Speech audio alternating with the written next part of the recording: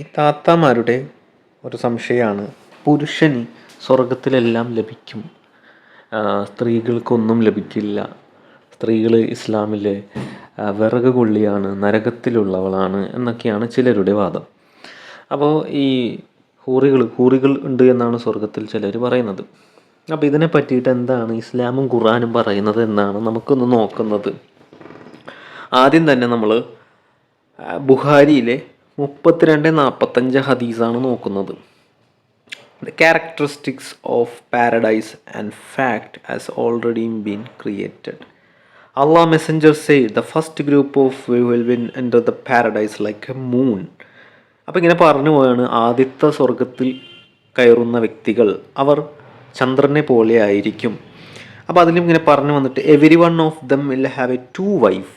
അപ്പോൾ എല്ലാവർക്കും 2 ഭാര്യമാർ ഉണ്ടാകുമെന്നാണ് പറയുന്നത്. സത്യത്തിൽ നമ്മൾ നോക്കേണ്ട ഒരു കാര്യമെന്ന് പറയുന്നത്, ഖുർആനിൽ ഹൂറികളെ പറ്റിയിട്ട് പരാമർശിക്കുന്നുണ്ട്, പക്ഷേ ഇതിൻ്റെ ഒരു എണ്ണങ്ങളോ അല്ലെങ്കിൽ ഒരു കാര്യമോ ഖുർആനിൽ പറയുന്നില്ല എന്നുള്ളതാണ്. 72 എന്നുള്ള സംഭവം ഇവിടെയും പറയുന്നില്ല. ഇവിടെ പറയുന്നത് 2 ഭാര്യമാരെ ലഭിക്കുമെന്നാണ്. ഇത് സഹീഹായിട്ടുള്ള ഹദീസാണ്. ബാക്കി മറ്റൊരു കാര്യങ്ങൾ നമുക്ക് നോക്കാം. നമ്മൾ ഇന്നത്തെ ഈ ഒരു ടോപ്പിക്കിൽ നമ്മൾ ചർച്ച ചെയ്യാൻ പോകുന്നത്, സ്ത്രീകൾ യഥാർത്ഥത്തിൽ നരകത്തിൽ പോകുമോ, പുരുഷന്മാർക്ക് സ്വർഗത്തിലെല്ലാം ലഭിക്കുമ്പോൾ സ്ത്രീകൾക്ക് ലഭിക്കുമോ, സ്ത്രീകൾ നരകത്തിലെ വിറകുകൊള്ളിയാണോ, പുരുഷന്മാർ നരകത്തിൽ പോകുമോ എന്നുള്ളതാണ് ചർച്ച ചെയ്യുന്നത്. അപ്പോൾ നമുക്ക് ഓരോന്നായിട്ടും ഡീറ്റെയിൽ ആയിട്ടും ഒന്ന് നോക്കാം. ഇതും മറ്റൊരു സഹീഹ് മുസ്ലിമിലെ 28-34 അധ്യായത്തിലാണ്. അപ്പോൾ അതിലും പറയുന്നത് ഇങ്ങനെയാണ്, എല്ലാവർക്കും 2 ഭാര്യമാർ ഉണ്ടാകുമെന്നാണ് പറയുന്നത്. ഈ സ്വർഗത്തിലെ വ്യക്തികളെ പറ്റിയിട്ട് ബൈബിളും പറയുന്നുണ്ട്. അപ്പോൾ നമ്മൾ അതും കൂടി വിശദീകരിക്കും. ഇതും സഹീഹായിട്ടുള്ള ഹദീസാണ് എന്നുള്ളതാണ് മനസ്സിലാക്കേണ്ടത്. അപ്പോൾ 2 ഭാര്യമാരുടെ കണക്കാണ് ഇവിടെ പറയുന്നത്. ഇവിടെയും 72 എന്നുള്ള സംഭവത്തെ പറ്റി പറയുന്നില്ല. അപ്പോൾ 72 എങ്ങനെയാണ്, 70, 72, 7 എന്നുള്ളതിൻ്റെ കണക്കുകളുടെ രേഖകൾ എന്തൊക്കെയാണെന്ന് നമുക്ക് നോക്കാം. ഇത് മറ്റൊരു ഹദീസാണ് കേട്ടോ. ജാമിഅത്ത് തിർമിദിയാണ് ഈ ഒരു കാര്യം റിപ്പോർട്ട് ചെയ്യുന്നത്. Allah messenger said, there are 6 things in Allah for martyr. അതായത് മാർട്ടിയർ ആവുന്നവർക്ക്, ഷഹീദാകുന്നവർക്ക്, he is forgotten the first flow of blood. This is show this place of paradise. He is protected punishment in the grave, secured in the greatest terror. Crown dignity is placed on his head. അതിൽ പറഞ്ഞ് he is married to 72 wife. അൽ ഹൂറിൽ ഐൻ paradise he may be interested for 70 of his close relative. അവനെ 72 ഭാര്യമാരെ കൊണ്ട് കല്യാണം കഴിപ്പിക്കും.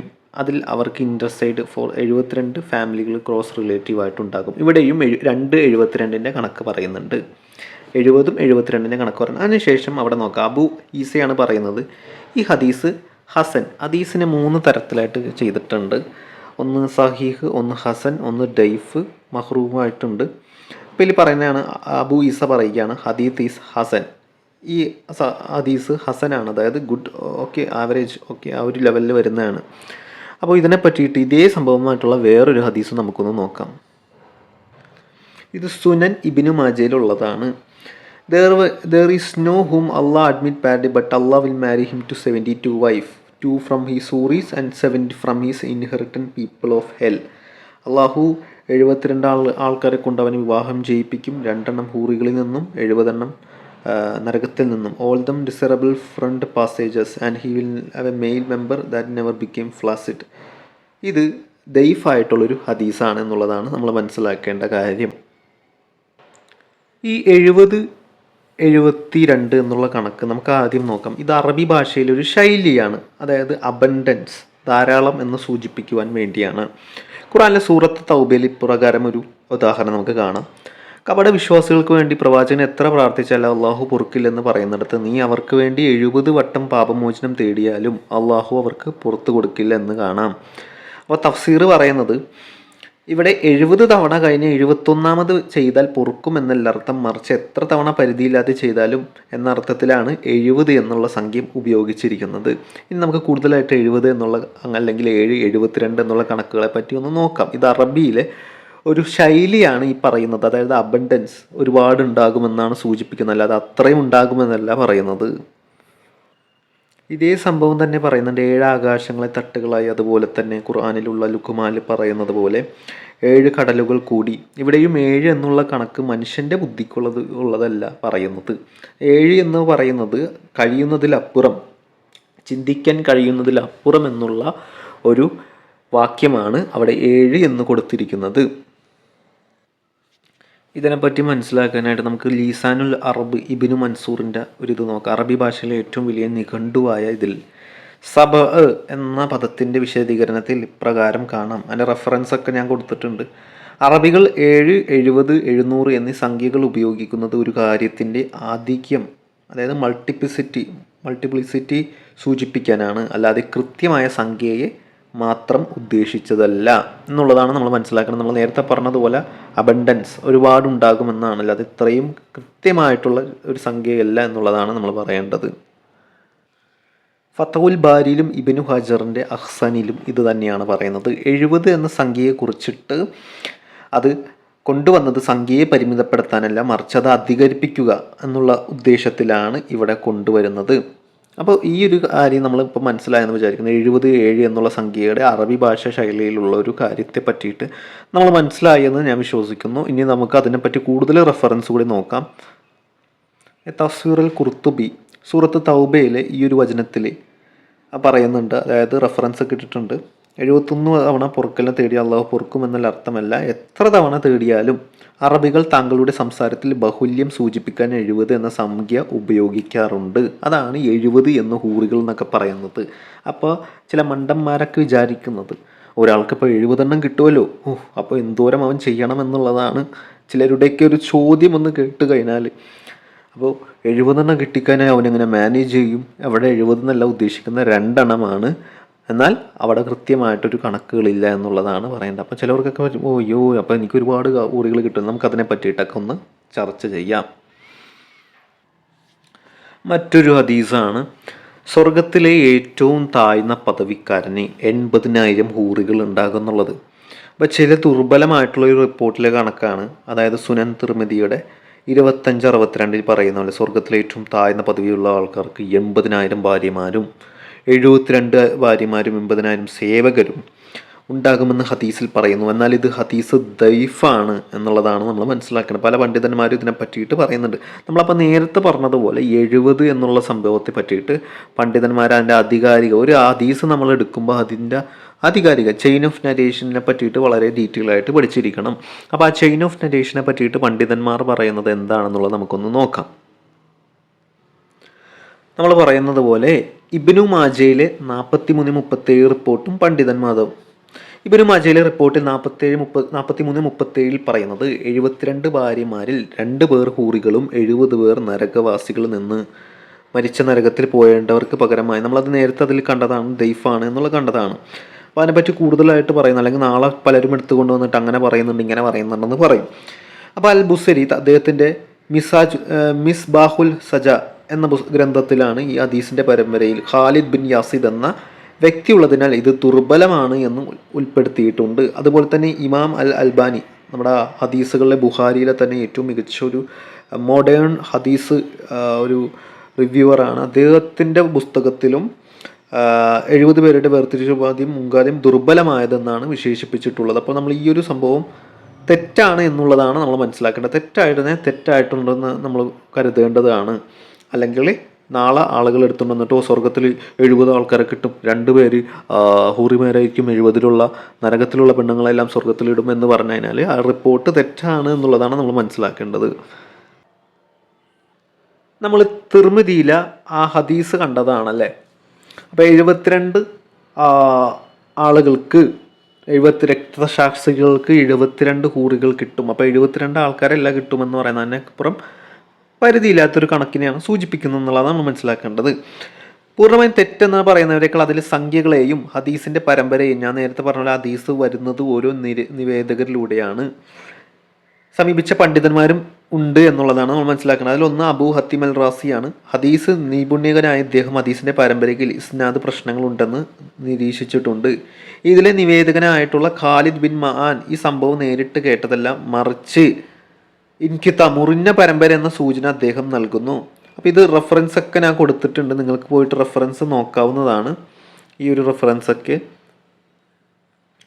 ഇനി നമ്മൾ നേരത്തെ പറഞ്ഞ പോലെ ഹദീസുകൾ, മോഡേൺ ഹദീസുകൾ റിവ്യൂവർ എന്ന് പറയുന്ന ഷെയ്ഖ് അൽബാനി, ഇമാം തിർമിദി ഇതിനെ ഹസൻ സഹീഹ് എന്ന് വിളിച്ചെങ്കിലും ഷെയ്ഖ് അൽബാനി ഇതിലെ ചില ഭാഗങ്ങളെ, പ്രത്യേകിച്ച് സംഖ്യയുമായി ബന്ധപ്പെട്ട ഭാഗങ്ങളെ വിമർശിച്ചിട്ടുണ്ട്.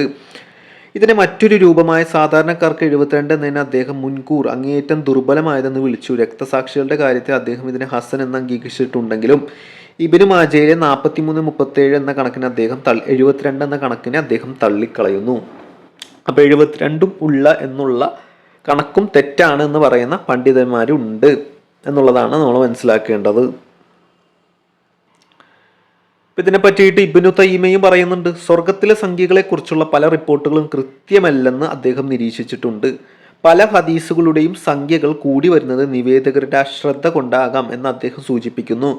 ബുഹാരിയിലും മുസ്ലിമിലും വന്ന 2 ഭാര്യമാർ എന്നതിനാണ് കൂടുതൽ മുൻഗണന നൽകേണ്ടത് എന്നാണ് അദ്ദേഹത്തിൻ്റെ പക്ഷം. ഓക്കെ, അപ്പം നമ്മൾ മനസ്സിലാക്കേണ്ട കാര്യങ്ങൾ ഇതൊക്കെയാണ്. ഇനി ഇമാം തിർമിദി തന്നെ ഈ ഹദീസിന് ഹസൻ എന്നാണ് കൊടുക്കുന്നത്.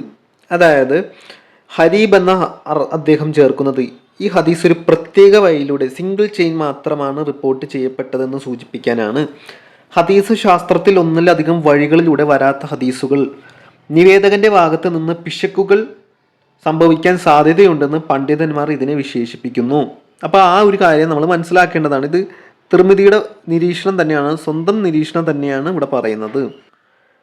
ഇനി നരകത്തിൽ സ്ത്രീകൾ കൂടുതലായിരിക്കുമെന്ന് പറയുന്നൊരു കാര്യമുണ്ട്.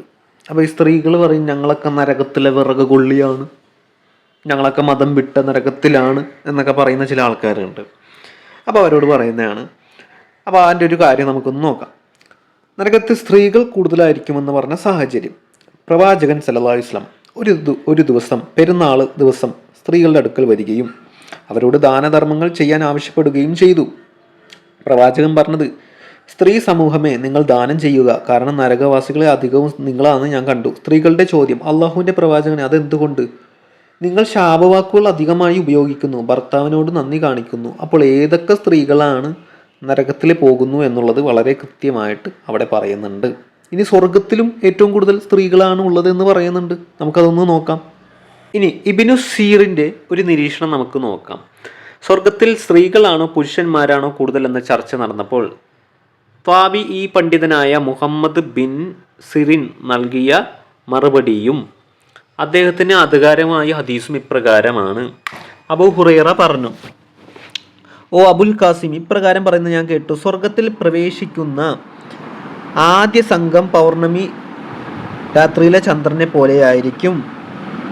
അവരിൽ ഓരോരുത്തർക്കും 2 ഭാര്യമാർ വീതം ഉണ്ടാകും. അവരുടെ സൗന്ദര്യം കാരണം മാസത്തിനപ്പുറം അവരുടെ കാലിന് മജ്ജ ദൃശ്യമാകും. സ്വർഗത്തിൽ അവിഹിതരായ ആരും ഉണ്ടാവുകയില്ല. ഇതാണ് പറയുന്നത്. സ്വർഗത്തിനെ പറ്റി പറയുമ്പോൾ ഈ ഒരു കാര്യം പറയുന്നത്. അപ്പം ഇതിനെ പറ്റിയിട്ട് പണ്ഡിതന്മാർ പറഞ്ഞ അഭിപ്രായം നമുക്കൊന്ന് കേട്ടുനോക്കാം. ഇമാം നവവിയുടെ വിശദീകരണം നമുക്കൊന്ന് നോക്കാം. ഇമാം നവവി എഴുതിയ പ്രസിദ്ധമായ വ്യാഖ്യാന ഗ്രന്ഥമായ അൽ മിൻഹജ് ഫി ഷർഹി സ്വഹീഹ് മുസ്ലിം ഈ ഹദീസിനെ കുറിച്ച് ഇപ്രകാരം അദ്ദേഹം പറയുന്നു. സ്വർഗത്തിൽ പുരുഷന്മാരെക്കാൾ കൂടുതൽ സ്ത്രീകളായിരിക്കും എന്നുള്ളതിന് തെളിവുണ്ട്. വിശദീകരണം, ഓരോ പുരുഷനും 2 ഭാര്യമാർ വീതം ഉണ്ടാകുമെന്ന് ഹദീസിൽ പറഞ്ഞത് സ്വർഗത്തിലെ മൊത്തം അവസ്ഥയാണ് സൂചിപ്പിക്കുന്നത്. അതിൽ നരകത്തിൽ സ്ത്രീകൾ കൂടുതലായിരിക്കും എന്ന് പറഞ്ഞ അവർ ഭർത്താക്കന്മാരോട് കാണിക്കുന്ന നന്ദികേട് കാരണമാണ് എന്നുള്ളതാണ് നമ്മൾ മനസ്സിലാക്കേണ്ടത്. അടുത്ത വിശദീകരണം, ഓരോ പുരുഷനും 2 ഭാര്യമാർ വീതം ഉണ്ടാകും എന്ന് ഹദീസിൽ പറഞ്ഞത്. അവിടെ സ്ത്രീകൾ സ്വർഗത്തിൽ പ്രവേശിക്കുന്നതോടെ അവിടെ പുരുഷന്മാരെക്കാൾ എണ്ണം സ്ത്രീകളായിരിക്കുമെന്നാണ് ഇമാം നവവി വ്യക്തമാക്കുന്നത്. ഷറഹ് സഹീഹ് മുസ്ലിം വോളിയം 70 പേജ് നമ്പർ 172 റഫറൻസ്. ഇത് തന്നെ ഫതഹുൽ ബാരിയിലും ഇബ്നു ഹാജർ ഹസാനി പറയുന്നുണ്ട്. സ്വർഗത്തിൽ ഏറ്റവും കൂടുതലുള്ളതും സ്ത്രീകളായിരിക്കും. ഇനി സ്വർഗത്തിൽ സ്ത്രീകൾക്ക് പുരുഷന്മാരെ ഹൂറികളോ ഉള്ളതുപോലെ സ്വർഗത്തിൽ സ്ത്രീകൾക്ക് എന്തെങ്കിലുമൊക്കെ ഉണ്ടാവോ എന്നുള്ളതാണ് ചിലരുടെ ചോദ്യം. അപ്പോൾ അവർക്കുള്ള ഒരു ഉത്തരം കൂടിയാണ് നമ്മൾ നോക്കുന്നത്. അപ്പോൾ നമുക്ക് ആദ്യം സ്വർഗത്തിലെ പ്രമുഖരായിട്ടുള്ള സ്ത്രീകൾ ആരൊക്കെയെന്ന് നോക്കാം. 1 ആസിയ ബീവി, ഫിറൗൻ്റെ പത്നി. 2 മറിയം ബീവി, ഈസ അലൈഹി സ്വലാമിൻ്റെ മാതാവ്. ഖദീജ ബീവി. 4 ഫാത്തിമ ബീവി. അപ്പോൾ ഇത്രയാണ് സ്വർഗത്തിലുള്ള പ്രശസ്തമായിട്ടുള്ള സ്ത്രീകളുടെ എണ്ണം എന്ന് പറയുന്നത്. അപ്പോൾ ബാക്കിയുള്ളതും കൂടി നോക്കാം. ഇനി സ്വർഗത്തിലെ സ്ത്രീകൾക്ക് എന്തൊക്കെ ലഭിക്കുമെന്നുള്ളത് കൂടി നമുക്ക് നോക്കണ്ടേ. ഇനി സ്ത്രീകൾക്ക് സ്വർഗത്തിൽ ലഭിക്കുന്നവ, പുരുഷന്മാർക്ക് ലഭിക്കുന്ന എല്ലാ ആത്മീയവും ഭൗതികവുമായിട്ടുള്ള സുഖ സൗകര്യങ്ങൾ സ്ത്രീകൾക്കും സ്വർഗത്തിൽ ലഭിക്കും എന്ന് ഇസ്ലാം ഉറപ്പ് നൽകുന്നു. അതിൽ ഖുർആനിലെ 33-35 സൂറത്തുൽ അസ്ഹാബാണ് അതിൻ്റെ തെളിവ്.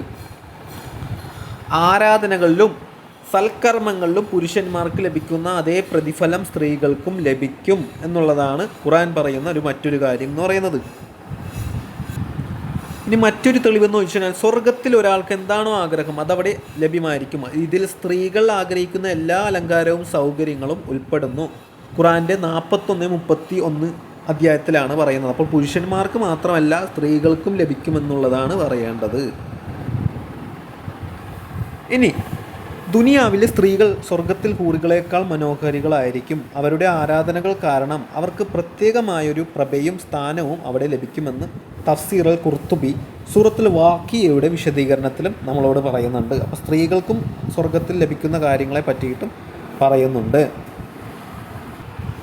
ഇനി ഖുർആൻ തന്നെ പറയുന്ന 2 തെളിവുകളാണ്. പുരുഷനാകട്ടെ സ്ത്രീയാകട്ടെ വിശ്വാസിയായിക്കൊണ്ട് ആര് സൽക്കർമ്മങ്ങൾ പ്രവർത്തിക്കുന്നുവോ അവർ സ്വർഗത്തിൽ പ്രവേശിക്കുന്നതാണ്. അവർ ഒട്ടും അനീതി ചെയ്യപ്പെടുകയില്ല. അപ്പോൾ അനീതി ചെയ്യപ്പെടുകയില്ല എന്ന് വളരെ വ്യക്തമായി പറയുമ്പോൾ ചില ആൾക്കാർ പുരുഷന്മാർക്ക് മാത്രമേ ഉള്ളൂ, ഞങ്ങൾ സ്ത്രീകൾക്കൊന്നുമില്ല, സ്ത്രീകൾ വെറും വേസ്റ്റാണ് എന്ന് പറയുന്നതിൽ യാതൊരു അർത്ഥവുമില്ല എന്നുള്ളതാണ് നമ്മൾ മനസ്സിലാക്കേണ്ട കാര്യം. ഇവിടെ അനീതി ചെയ്യില്ല എന്ന് പറയുമ്പോൾ ചെയ്യില്ലെന്നാണ് പറയുന്നത്. ഇനി അലു ഇമ്രാനിലും അത് തന്നെയാണ് പറയുന്നത്. പുരുഷനാകട്ടെ സ്ത്രീയാകട്ടെ നിങ്ങളിൽ പ്രവർത്തിക്കുന്ന ഒരാളുടെയും പ്രവർത്തനത്തെ ഞാൻ പാഴാക്കുകയില്ല. നിങ്ങളിൽ ഒരു വിഭാഗം മറ്റൊരു വിഭാഗത്തിൽ നിന്നുള്ളവരാണല്ലോ, തുല്യരാണല്ലോ എന്നാണ് ചോദിക്കുന്നത്.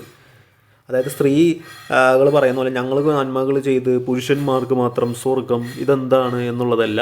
പുരുഷനും സ്ത്രീ ആരാണെങ്കിലും അവൻ നന്മ ചെയ്യുകയാണെങ്കിൽ അവൻ സ്വർഗത്തിൽ പോകും. പിന്നെ ചിലർ പറഞ്ഞു ചീത്ത സ്ത്രീകൾ സ്വർഗത്തിൽ പോകില്ല. ചീത്ത സ്ത്രീകൾ എന്തിനാണ് സ്വർഗത്തിൽ പോകുന്നത്? എന്നെ സ്ത്രീകളെ പറ്റി പറയുന്ന മറ്റൊരു കാര്യങ്ങളാണ്, സ്ത്രീകൾക്ക് സ്വർഗത്തിൽ ലഭിക്കുന്ന സുഖങ്ങൾ പുരുഷൻ്റെ താല്പര്യങ്ങൾക്ക് മാത്രം പരിമിതമല്ല. സ്ത്രീകൾക്ക് അവിടെ എന്താഗ്രഹിക്കുന്നോ അത് നൽകുമെന്ന് ഖുർആൻ പറയുന്നുണ്ട്. നിങ്ങളുടെ മനസ്സാഗ്രഹിക്കുന്നത് എന്തോ അവിടെ നിങ്ങൾക്കുണ്ട്. നിങ്ങൾ ചോദിക്കുന്നത് എന്തും നിങ്ങൾക്ക് അവിടെ ഉണ്ടാകും. മനസ്സുകൾ കൊതിക്കുന്നതും കണ്ണുകൾ ആനന്ദകരവുമായ എല്ലാം അവിടെയുണ്ട്. നിങ്ങൾക്ക് അവിടെ നിത്യവാസികളായിരിക്കും ചെയ്യും. ഇത് സ്ത്രീകളെ സംബന്ധിച്ചാണ് ഈ ഒരു വചനം പറയുന്നത്. 41-31, 43-71 ഈ ഒരു സ്ത്രീകളെ പറ്റിയിട്ടാണ് ഈ ഒരു കാര്യങ്ങൾ പറയുന്നത്. ഇനി സ്ത്രീകൾക്ക് കൊടുക്കുന്ന ചില ആത്മീയ പദവികളെ പറ്റിയിട്ട് സൂറത്ത് അസ്ഹാബിൽ പ്രകാരം പറയുന്നുണ്ട്. ഈ വചനത്തിൽ മുസ്ലിങ്ങളായ പുരുഷന്മാർ, സ്ത്രീകൾ, വിശ്വാസികളായ പുരുഷന്മാർ, സ്ത്രീകൾ എന്നിങ്ങനെ 10 വിഭാഗം സ്ത്രീകളെയും പുരുഷന്മാരെയും പേരെടുത്ത് പറഞ്ഞ് അവർക്കെല്ലാം അള്ളാഹു പാപമോചനം മഹത്തായ പ്രതിഫലവും ഒരുക്കി വെച്ചിട്ടുണ്ടെന്ന് വ്യക്തമാക്കുന്നു. അപ്പോൾ സ്ത്രീകൾ സ്വർഗത്തിലുണ്ട് എന്നുള്ള കാര്യത്തിന് ഇപ്പോൾ മനസ്സിലായല്ലോ. ഇപ്പോൾ ചിലവരൊരു ചോദിക്കും, പുരുഷന്മാർ നരകത്തിൽ പോകുമോ? പുരുഷന്മാരുടെ നരകത്തിൽ പോകുമെന്നുള്ളത് നമ്മൾ മനസ്സിലാക്കേണ്ടതാണ്. ഇതിൽ സൂറത്ത് തൗബയിൽ പറയുന്ന കാര്യം കപടവിശ്വാസികളായ പുരുഷന്മാർക്കും കപടവിശ്വാസികൾക്കും സത്യനിഷേധികൾക്കും അള്ളാഹു നരകാഗ്നി വാഗ്ദാനം ചെയ്തിരിക്കുന്നു. അവരതിൽ നിത്യവാസികളായിരിക്കും. ഇവിടെ സ്ത്രീകളുടെ പേരെടുത്ത് പറയുന്നില്ല, കപടവിശ്വാസികളായ പുരുഷൻ എന്നാണ് പേരെടുത്ത് പറയുന്നത്. അപ്പോൾ പുരുഷന്മാരെ പറ്റിയിട്ട് നരകത്തിലിടുമെന്നാണ് പറയുന്നത്. അപ്പോൾ സ്ത്രീകളെ വന്നിട്ട് അപ്പോൾ പുരുഷന്മാരെ വന്നിട്ട് നാളെ ചോദിക്കുകയാണ് സ്ത്രീകൾക്ക് എന്തില്ലേ എന്ന് ചോദിച്ചാൽ ഇവിടെ പുരുഷന്മാരെ പറ്റിയാണ് പറയുന്നത്. പുരുഷന്മാരെ നരകത്തിലിടുന്നതിൻ്റെ കാര്യത്തെ പറ്റിയാണ് പറയുന്നത്. ഇനി നരകത്തിലെ ഏറ്റവും കഠിനമായ ശിക്ഷ ഇയാൾക്കായിരിക്കുമെന്ന് ഖുർആൻ പറയുന്നു. ഫിറൗനായിരിക്കും നരകത്തിലെ ഏറ്റവും കഠിനമായിട്ടുള്ള ശിക്ഷ. അതുകൂടാതെ അബൂലഹബിനും ഉണ്ട് എന്ന് ഖുർആൻ നമ്മളെ പഠിപ്പിക്കുന്നുണ്ട്. ഇനി പുരുഷന്മാർ നരകത്തിൽ പോകുന്ന മറ്റു റെഫറൻസുകളാണ് ഞാൻ മുകളിൽ കൊടുത്തിരിക്കുന്നത്.